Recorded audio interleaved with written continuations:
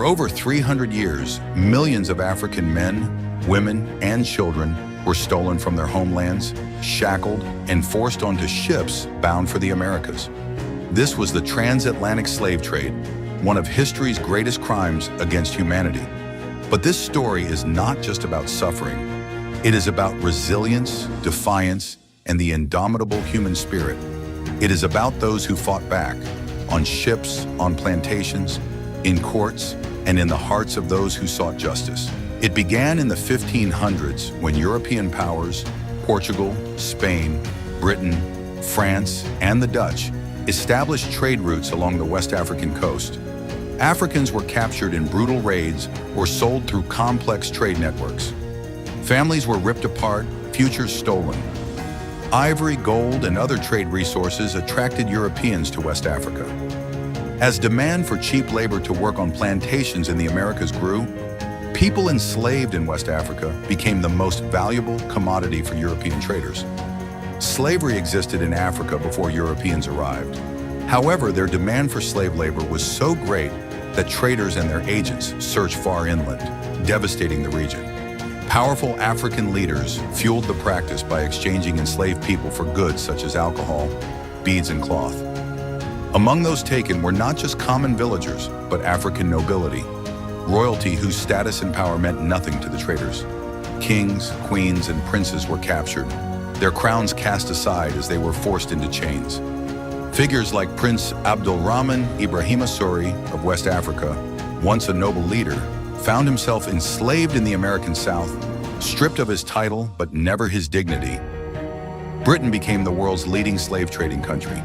Transatlantic slavery was especially lucrative because ships could sail with full holds on every stage of their voyage, making large profits for merchants in London, Bristol, and Liverpool. Around 12 million Africans were enslaved in the course of the transatlantic slave trade. Between 1640 and 1807, British ships transported about 3.4 million Africans across the Atlantic. The Middle Passage, the treacherous voyage across the Atlantic, was a floating hell. Overcrowding, poor diet, dehydration, and disease led to high death rates. 450,000 of the 3.4 million Africans transported in British ships died on the Atlantic crossing. Those who resisted by refusing food and water were beaten and force-fed. Attempts at more violent, organized rebellion were even more savagely punished. Some people preferred death to slavery and committed suicide during the voyage or later. Some revolted on board, fighting their captors with whatever weapons they could find. By the 16th century, Europeans had started to develop and cultivate regions in the Caribbean, North and South America. As demand for labor grew, Europeans turned to West Africa to supply an enslaved workforce. But they did not submit easily. These people were defined in law as chattels, the personal property of their owners, and were denied the right to live and move as they chose. Their forced labor produced commodities like tobacco, cotton, and sugar, for which there was a huge European demand. Nearly 2/3 of all enslaved people cut cane on sugar plantations. These were places of hard labor and cruel treatment with very high mortality rates. Despite this, African music, dance, and religious ceremonies flourished, evolving into new hybrid cultures and traditions. One of the first major revolts was the Stono Rebellion of 1739 in South Carolina, where enslaved Africans armed themselves and fought for freedom. Though it was suppressed, it sent shockwaves through the system. Enslaved people fought to retain their families, cultures, customs, and dignity. Resistance took many forms, from keeping aspects of their identity and traditions alive to escaping and plotting uprisings.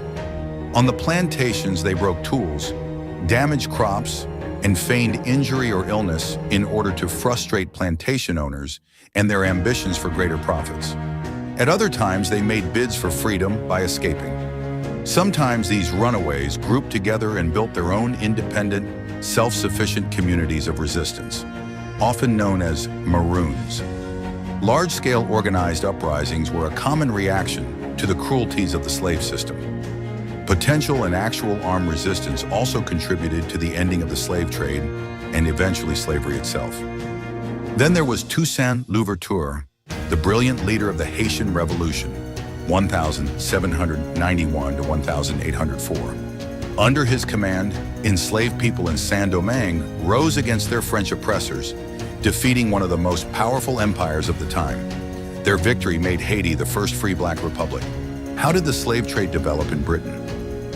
Elizabeth I believed that capturing Africans against their will would be detestable and call down the vengeance of heaven upon the undertakers. Yet after seeing the huge profits available, she lent royal ships to two slaving expeditions of John Hawkins, the first English trader of enslaved people from West Africa to the Americas. No English settlements were established in North America or in the West Indies during the reign of Elizabeth, but in the 17th century, the English began to acquire territory in the New World. The English colonies expanded rapidly, and the development of a plantation system and the growth of the Atlantic economy brought further demands for African labor. This increased the scale of the trade in enslaved people. In the first third of the 18th century, Britain's involvement in the slave trade grew enormously. In the 1710s and 1720s, nearly 200,000 enslaved Africans were transported across the Atlantic in British ships. Everyday resistance and abolition. Not all resistance was armed. Enslaved people resisted in countless ways, breaking tools, working slowly, preserving their languages and traditions, and passing secret messages through songs.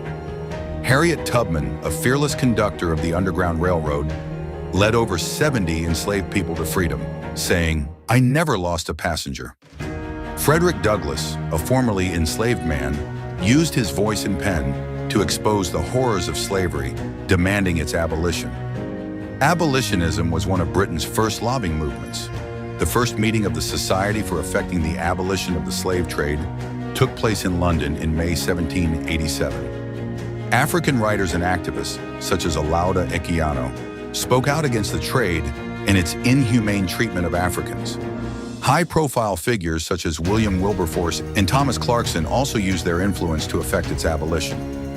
Abolitionists argued that in addition to stopping an immoral practice, ending the slave trade would save the lives of thousands of European sailors and open new markets for British goods.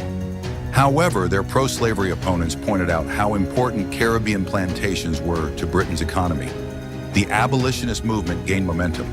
Parliament finally passed an act to abolish the slave trade in 1807 and slavery in 1833. It stated that all slave trading by British subjects was utterly abolished, prohibited, and declared to be unlawful.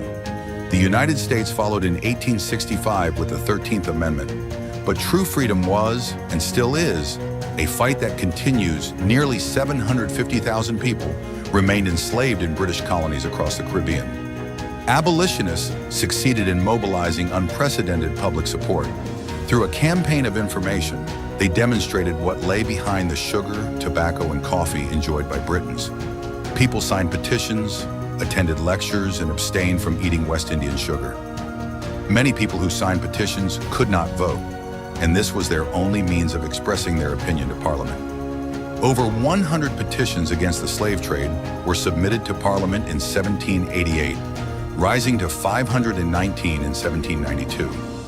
For the first time in a public political campaign, women were extensively involved, adding their voices to the calls for abolition. Although the British Parliament outlawed slavery in 1807, a quarter of all Africans who were enslaved were transported across the Atlantic after this date. In British colonies, the institution of slavery carried on as before, until Parliament passed an Emancipation Act in 1833. This was achieved by a combination of active resistance in the Caribbean and campaigning in Britain. Even then, full emancipation was not realized until 1838, when a period of unpaid labor ended and 800,000 people were freed across the British Caribbean. But Parliament also voted to pay the plantation owners £20 million in compensation. No payment was made to the ex-slaves, the Royal Navy, and suppression of the slave trade. In 1808, the British West Africa Squadron was established to suppress illegal slave trading. Between 1820 and 1870, Royal Navy patrols seized over 1,500 ships and freed 150,000 Africans destined for slavery in the Americas. Many people believed that the only way to eradicate slavery was to promote legitimate trade and European forms of religion and government in Africa. This paved the way for colonial rule later in the 19th century.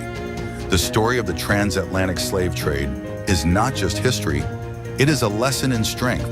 The enslaved fought for their humanity in ways big and small, their resistance shaping the world we live in today. We remember them, we honor them, and we carry their legacy forward. But what happened next? What were the lasting impacts of slavery, and how does its legacy shape our world today? Join us in part 3 as we dive deeper into the echoes of resistance and the fight for justice that continues to this day. If you found this story powerful, don't forget to like, subscribe at Smart Kid Concepts, and hit the notification bell so you won't miss part 3. Let's keep learning and honoring this history together.